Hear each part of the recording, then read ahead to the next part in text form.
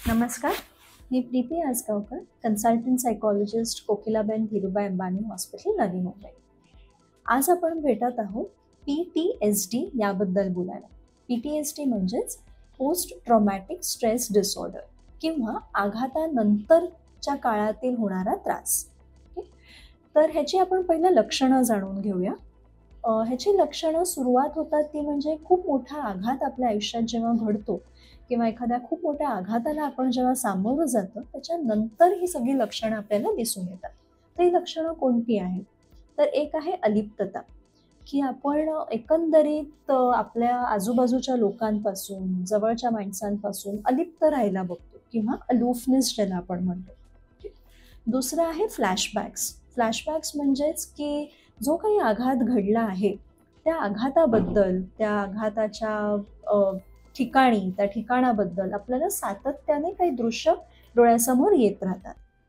तिसरं आहे recurrent dreams. Recurrent dreams म्हणजे पुन्हा एकदा सातत्याने त्याच आघाताबद्दल आपल्याला काही स्वप्न पडत राहतात. तेच दृश्य किंवा तोच आघात किंवा तेव्हा जे काही घडलं होतं ते सगळं आपल्याला पुन्हा पुन्हा आपल्या स्वप्नात दिसायला लागतं.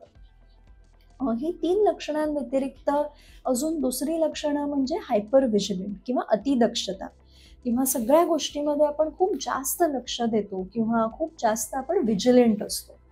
त्याचबरोबर हायपर अराउजल म्हणजे जरा काही खट्ट काही झालं तर आपल्याला खूप जास्त आपण रिॲक्ट करतो त्याबद्दल. त्याचबरोबर दुसरं आहे की लक्ष केंद्रित करण्याची अक्षमता पण आपल्याला या सगळ्यामध्ये दिसू शकते.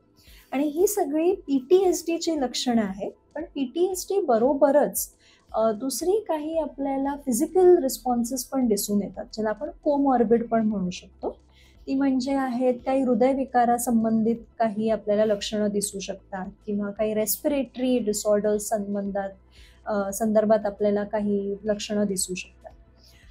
तर ही झाली एकंदरीत PTSD बद्दलची लक्षणं.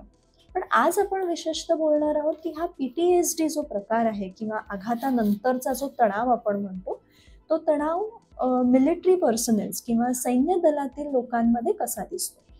तर लक्षणं म्हणाल तर हीच राहतात. पण मग सैन्य दलातील सगळ्यांनाच PTSDला सामोरं जावं लागतं का किंवा सगळ्यांनाच PTSD होतो का? तर नाही. ह्याचं आपण म्हणूया की 3 घटकांमध्ये आपण त्यांना डिवाइड करू शकतो. की सगळ्यात पहिला घटक असा राहतो तो म्हणजे पर्सनल किंवा इंडिव्हिज्युअल कॅरेक्टरिस्टिक्स. म्हणजे जे कोणी सैन्य दलात आहेत आणि त्यांना जर PTSD होणार की नाही होणार, तर त्याचं एक काही फॅक्टर आहे जे डिटरमाइन करू शकतो, ते म्हणजे इंडिव्हिज्युअल फॅक्टर्स. तर ते काय आहे? तर त्यांचं सैन्य दलातील पद, ते कुठल्या पदावरती कार्यरत होते.